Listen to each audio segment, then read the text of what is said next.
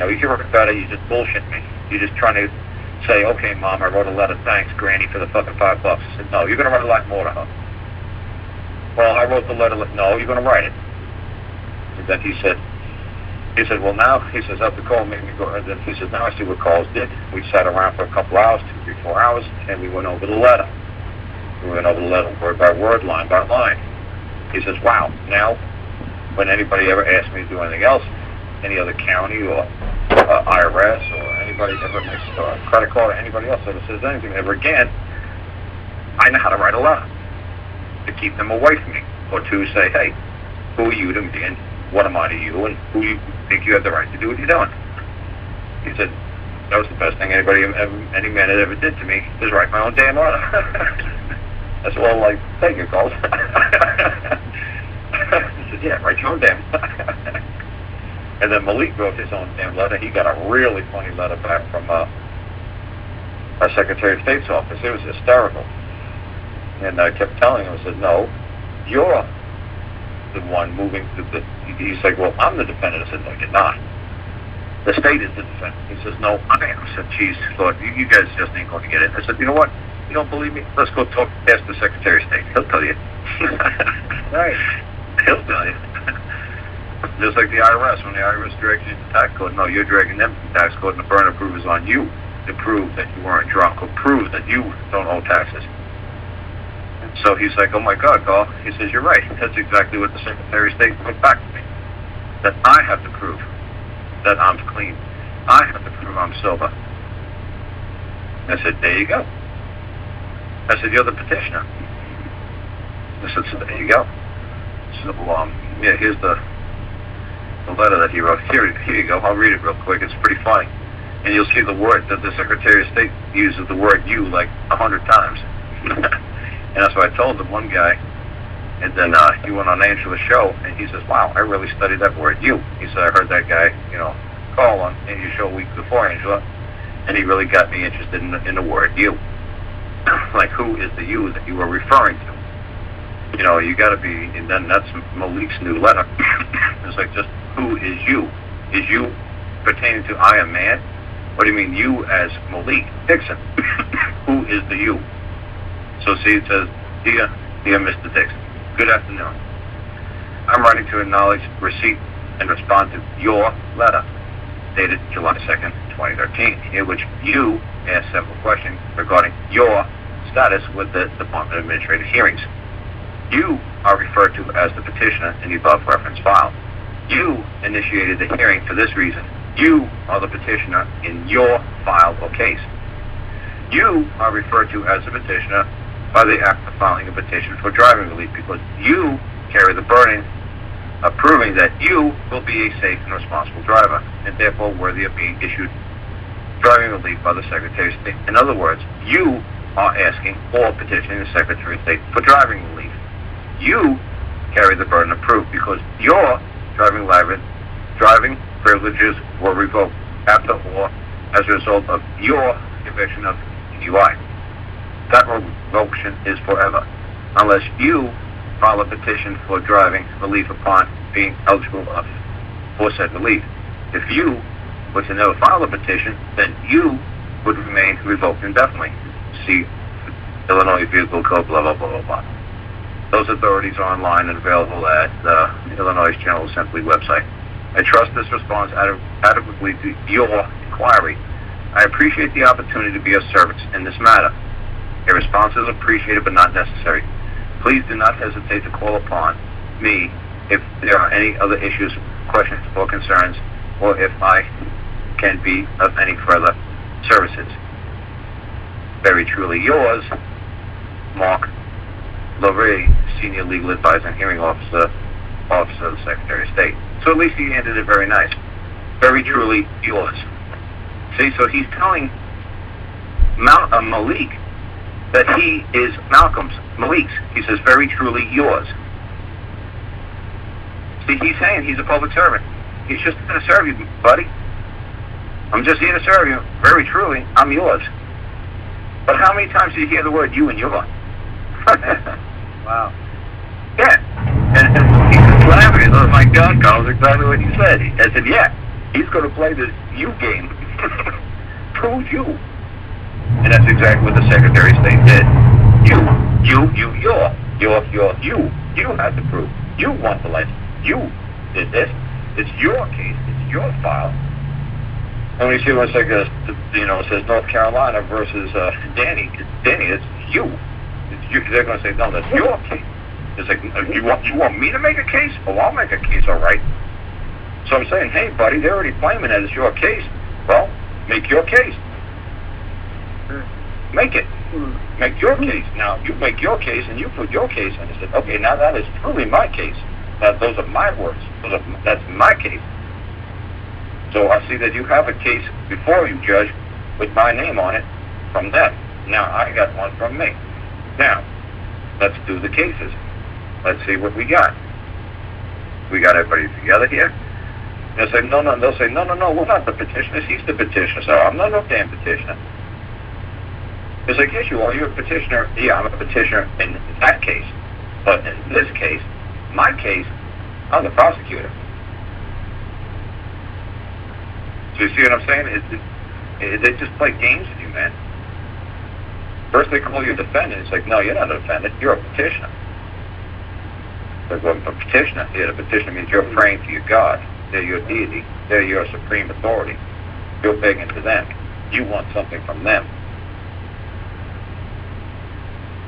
So Malik might require permission to travel, but not the man known as Malik doesn't need permission to travel.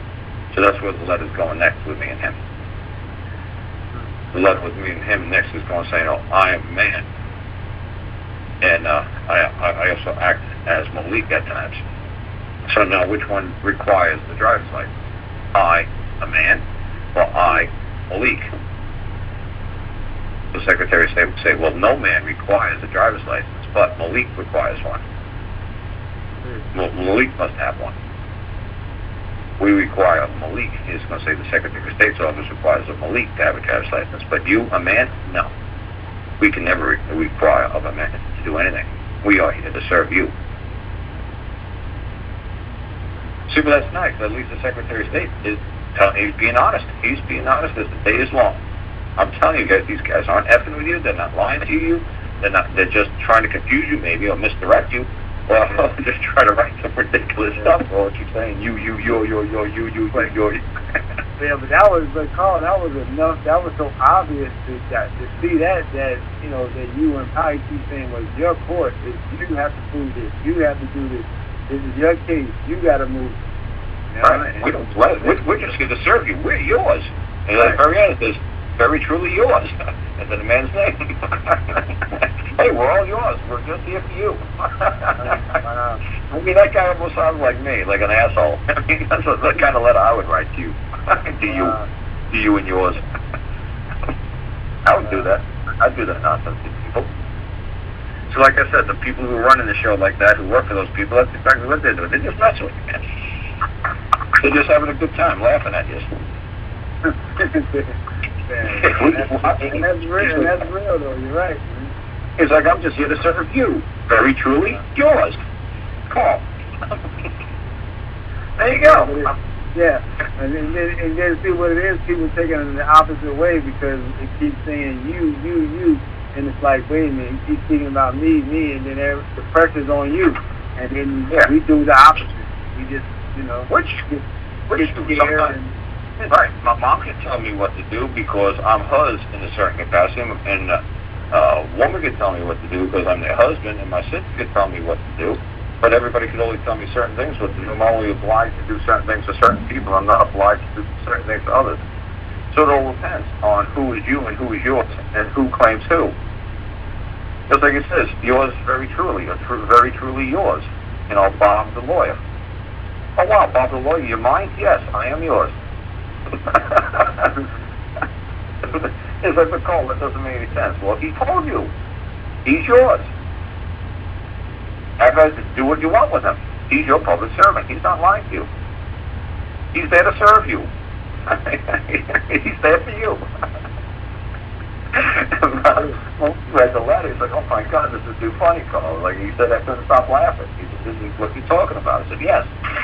So this isn't me saying this now. I'm making you guys write letters to these secretaries of state, to these tax assessors, and it's like, oh my God, this is exactly what they write back. I've never seen what they wrote back. I just know what they have to write back. If I was in their position, this is what I'd have to do. If I wanted that job, I know how I'd have to respond to you folks. Yeah, they can't admit guilt. Right, I never had a DUI problem like this. I never had a driving problem like this. I never had a license suspended like this. I never had no reason to write to these people. But I know how they have to write back. They have no choice. This is how the letter, this is what they're going to tell you in the letter. I said, well, Karl, how do you know what they're going to write? Did you ever write a letter to them? No. Did you ever? No. This is what, how the hell do you know? It's like, you know what? Good. You write a letter. You know what? I'll help you write the damn thing. And then when you see how they're going to write back to you, you're going to say, well, Karl, how did you know that's what they're going to write, even though you never wrote a letter and never seen one of their letters? I said, because I know what the law requires. This is what they're going to basically have to tell you. It's all on you. It's all you, man. The government can't order you to do anything.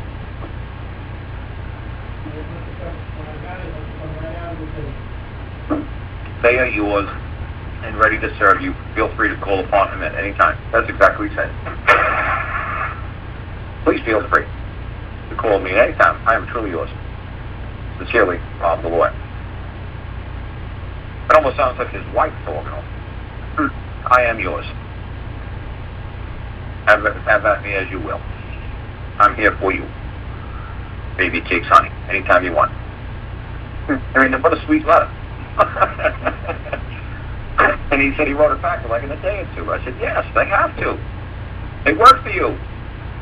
It's just like the boss walking in and say, hey, secretary, snap something up. Chop, chop. I would expect it by tomorrow morning. Boom, boom.